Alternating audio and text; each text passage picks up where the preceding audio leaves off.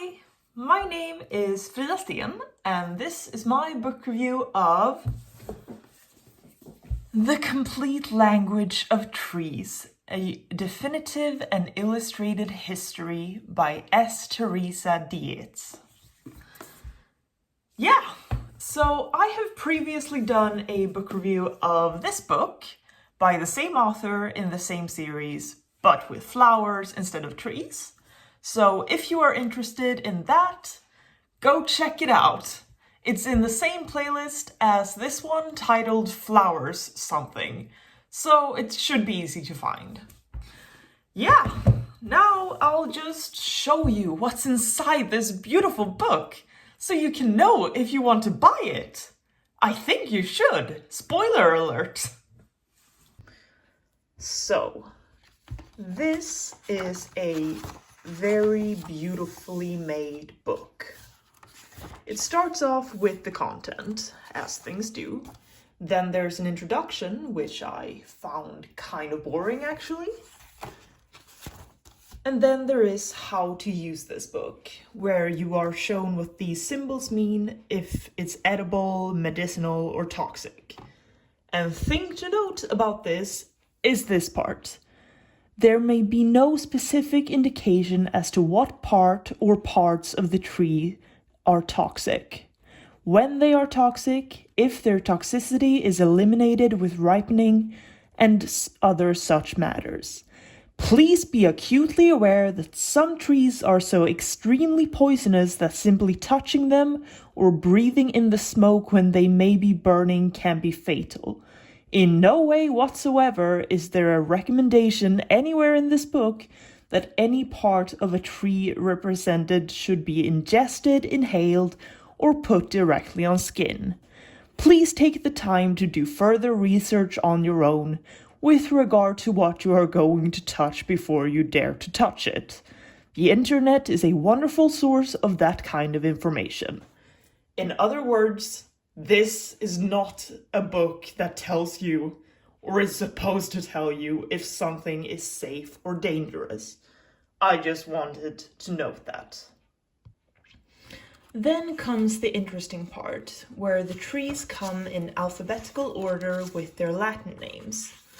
If you don't know the Latin name of the tree you want to look up, you can go to the back of the book and find it in the Index of Common Tree Names. I usually don't do this because I think it's easier to just Google the common name and have that pop up, but it's totally an option and whatever works for you. So, I thought I would start with number 100, Cercis siliquastrum, the Judas tree or betrayal tree. It's a medicinal plant and it can be a bonsai. The maximum height of it can be 39 feet or 12 meters. I think it's very helpful that it writes both in feet and meters, because I have no idea how much so many feet are. Its symbolic meanings are betrayal, betrayed, unbelief, possible powers, create oxygen, enlightenment of deep disappointment. Folklore and facts. The small deciduous Cercis sequastrum, Judas tree, is an exotically beautiful nectar-producing flower tree. So that's the fact. And here's the folklore. Judas Iscariot was said to have hanged himself from this tree, forever tagging it with this grim legend. And for those of you who didn't know, Judas Iscariot was the guy who betrayed Jesus. I'd actually never heard his last name until now, so that was enlightening. Now I will introduce you to the coolest tree that have ever existed. Number 169, Dracana cinnabari, Dragon Blood's tree. If you're wondering how it got such a badass name, it is for an equally badass reason.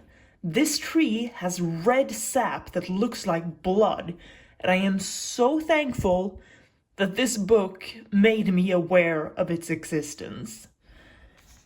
It grows to 33 feet tall or 10 meters.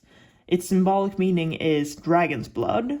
Possible powers, accidents, aggressions, anger, blood proxy, carnal desire, conflict, create oxygen, exorcism, fire element, love, lust, machinality, no idea what that is. Mars, masculine energy, potency, power, protection, purification, rock music. Rock music, you heard right. Strength, struggle, war. Seriously, how does a tree have possible power of rock music? It's insane, and I am very interested to know how that made the list. As for folklore and facts, this tree, and mostly its blood, has been part of so many rituals and religious ceremonies. It's part of American hoodoo and New Orleans voodoo and African American folk magic. It's just really cool, and I am so thankful this book introduced me to it. The two longest tree explanations are the olive tree and the common apple tree. I don't think anyone who knows things about religion and mythology would be surprised by that. But what is surprising is the sheer amount of things I did not know in the folklore and facts part. It is so interesting to read about, and it really brings something to the table that hadn't been offered before, if you know what I mean. I just think it's really interesting to learn. According to Jewish law, the olive is one of the 7 spices that require a blessing before being eaten. Or how, where was that? The eternal flame at the original Olympic Games in Greece was fed by olive oil. And there are just so many things that are worth the money in this book. I swear I'm not sponsored by this. This is pure excitement over the product. So yeah. Then we come to a forest. In here we have the Amazon rainforest and Sherwood Forest. It's a really fun part that didn't have something similar in the flower book, and I appreciate it. So for the different foresters, it shows the location, in this case England, the geographical coordinates, which I'm not going to read you, and some facts and folklore about the forest. In here, it explains that Sherwood was once a former royal hunting ground. Some basic biological facts about the forests and the trees and woodlands. And then there is a lot about Robin Hood, who we all know. And yeah, so that's it. Lastly, we have a bunch of sources, acknowledgements about the author, photo credits, and the index of common tree names. There's also index represented trees according to height, which I don't really understand and did not use in the slightest. Yeah.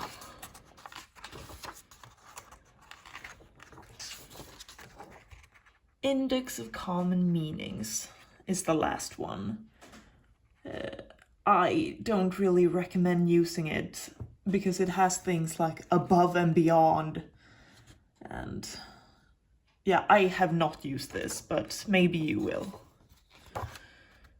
So yeah, this is the backside. Discover the secret meaning of trees and their hidden language.